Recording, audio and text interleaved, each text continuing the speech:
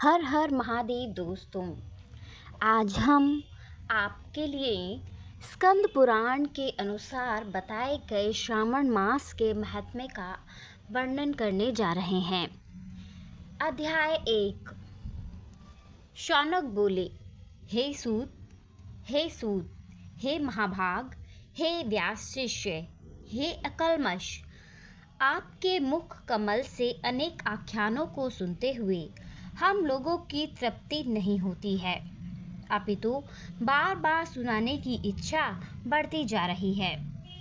तुला राशि में स्थित सूर्य में कार्तिक मास का महात्म्य, मकर राशि में माघ मास का महात्म्य, मेष राशि में स्थित सूर्य में वैशाख मास का महात्म्य और इसके साथ उन मासों के जो भी धर्म हैं उन्हें आपने भली भांति कह दिया है। यदि आपके मत में इनसे भी अधिक महिमामय कोई मास हो तथा भगवत प्रिय कोई धर्म हो तो आप उसे अवश्य कहिए, जिसे सुनकर कुछ अन्य सुनने की इच्छा हमारी न हो। वक्ता को श्रद्धालु श्रोता के समक्ष कुछ भी छिपाना नहीं चाहिए।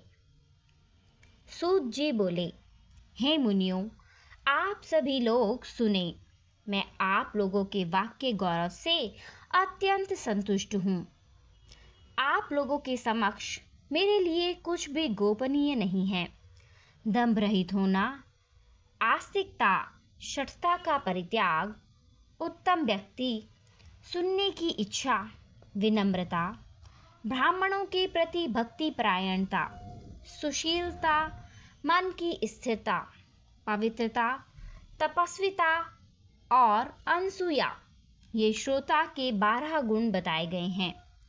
ये सभी आप लोगों में विद्यमान हैं, अतः मैं आप लोगों पर प्रसन्न होकर उस तत्व का वर्णन करता हूँ। एक समय साध्य संत कुमार ने अब धर्म को जानने की इच्छा से परम भक्ति से युक्त दस्तावेज से ईश्वर भगवान शिव से पूछा। सनत कुमार बोले, योगियों के द्वारा आराधना चरण कमल वाले हे देव, हे महाभाग, आपने अनेक व्रतों और अनेक प्रकार के धर्मों का श्रवण किया है, फिर भी हम लोगों के मन में अभिलाषा है।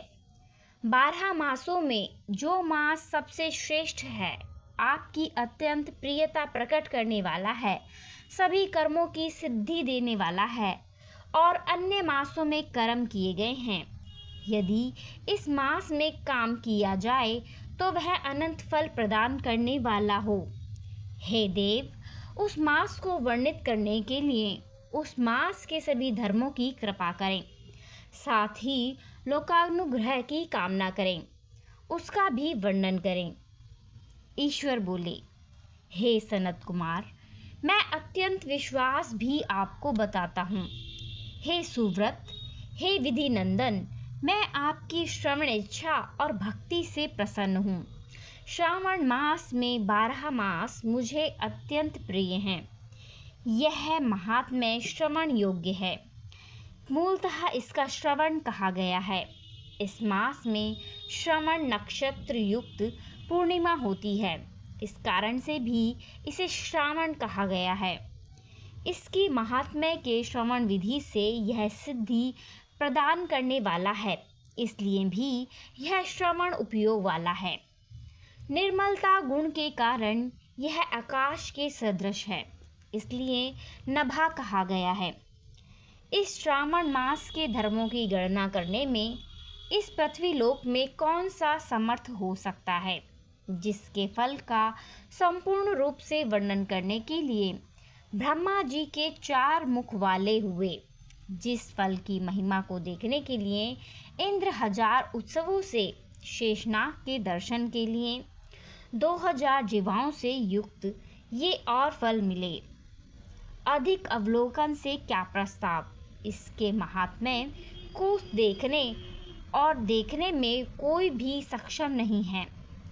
हे मुने, अन्य मास इसकी एक कला को भी प्राप्त नहीं होते हैं। यह सभी व्रतों और धर्मों से युक्त है। इस महीने में एक भी दिन ऐसा नहीं है जो व्रत से जुड़ा ना हो। इस माह में सभी दैत्य व्रत युक्त हैं। इसकी महात्म्य के संदर्भ में मैंने जो कहा है वह केवल गुणगान नहीं है। आर्तों, जिज्ञासुओं, भक्तों, अर्थ की कामना करने वाले, मोक्ष की अभिलाषा रखने वाले और अपने अपने अधिष्ठान की निंदा रखने वाले 4 प्रकार के न्यास लोग, ब्रह्मचर्य, गृहस्थ, वानप्रस्थ, संत आश्रम वालों को इस श्रावण मास में व्रत अनुष्ठान करना चाहिए। सनत कुमार बोले, हे भगवान, हे सत्तम, तुमने जो कहा कि इस मास में सभी दिन और तिथियां अनुपयोगी व्रत नहीं हैं, तो आप मुझे बताएं कि किस तारीख में और किस दिन कौन सा व्रत होता है। उस व्रत का अधिकारी कौन है? उस व्रत का फल क्या है? किस किस ने उस व्रत को किया? उसके उद्यापन की विधि क्या है? प्रधान पूजन कहाँ है और व्रत करने की विधि क्या है? उसका देवता कौन है? उस देवता की पूजा कहाँ होती है? पूजन सामग्री क्या क्या होनी चाहिए और किस व्रत का समय कौन सा होना चाहिए? हे प्रभु, वह सब आप मुझे बताएं। यह मास आपको प्रिय क्यों है? यह पवित्र क्यों है? इस मास में भगवान का कौन सा अवतार हुआ? यह मास सभी मासों में से श्रेष्ठ कैसे हुआ और इस मास में कौन कौन धर्म अनुष्ठान के योग्य हैं? हे प्रभु, यह सब बताएं। आपकी समझ से मुझ अज्ञानी का प्रश्न करने में कितना ज्ञान हो सकता है? वास्तव में आप संपूर्ण रूप से आश्वस्त हैं। हे कृपया मेरे के अतिरिक्त जो भी शेष रह गया उसे लोगों के लिए कृपया करके बताएं। रविवार, सोमवार, भोमवार, रविवार, गुरुवार, शुक्रवार और शनिवार के दिन जो करना चाहिए। हे विभो, वह सब मुझे बताओ। आप साक्षात आदि में ब्रह्मांड पाए गए हैं। मूलतः आपको आदिदेव कहा गया है। जैसे एक की विधि बाधा से अन्य की विधि बाधा होती है, वैसे ही अन्य देवताओं के अल्प देवत्व के कारण आपको महादेव माना जाता है। त्रिदेवों का निवास स्थान पीपल वृक्ष में आपकी स्थिति सबसे ऊपर है। कल्याण रूप के कारण आप शिव भगवान हैं और पाप समूह को हरने के कारण आप हर हैं।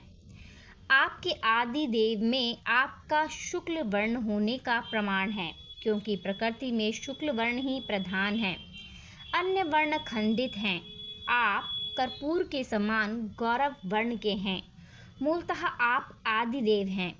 गणपति के अधिष्ठान रूप 4 दल वाले मूलाधार नामक चक्र से, ब्रह्मा जी के अधिष्ठान रूप 6 दल वाले स्वाधिष्ठान नामक चक्र से और विष्णु के अधिष्ठान रूप 10 वाले नक्षत्र नामक चक्र से भी ऊपर आपके अधिष्ठित होने के कारण आप ब्रह्मा और विष्णु के ऊपर स्थित हैं। यह आपकी प्रधानता को दर्शाता है। हे देव, लेकिन आपकी ही पूजा से पंचायतन पूजा हो सकती है, जिसके दूसरे देवता की पूजा किसी भी तरह से संभव नहीं है। आप स्वयं शिव भगवान हैं। आपके बाएं जांघ पर शक्ति स्वरूपा दुर्गा, दाहिनी जांघ पर गणपति, आपके उत्सव में सूर्य और हृदय में भक्तराज भगवान श्री हरि मंदिर है। अन्न के ब्रह्म स्वरूप और रस के विष्णु रूप होने और आपके उनके भोक्ता होने के कारण, हे ईशान, आपके श्रेष्ठत्व में किस पर संदेह हो सकता है? युवाओं की शिक्षा के लिए धन्यवाद। आप शमशान में और पर्वत पर निवास करते हैं। पुरुष सूक्त में उत्तमृतत्व से शानोह इस मंत्र के प्रतिपादन के उपाय बताए गए हैं। जगत का समर्थन करने वाले ने हलाहल को गले में डाल लिया। महाप्रलय की कालाग्नि को अपने मस्तक पर धारण करने में कौन सक्षम था? संसार रूप अंधकूप में पतन के कारण कामदेव को भस्म कर दिया गया। आप ऐसे हैं कि आपकी महिमा का वर्णन करने में कौन सक्षम है। एक इंस्टेंट मैक्स में करोड़ों जन्मों में भी आपके प्रभाव का वर्णन नहीं किया जा सकता। मूलतः आप मेरे ऊपर कृपया करके मेरे आदर्श को बताएं। इस प्रकार श्री स्कंद पुराण के अंतर्गत ईश्वर सनत कुमार संवाद में श्रावण मास महात्म्य का प्रथम अध्याय पूर्ण हुआ। धन्यवाद।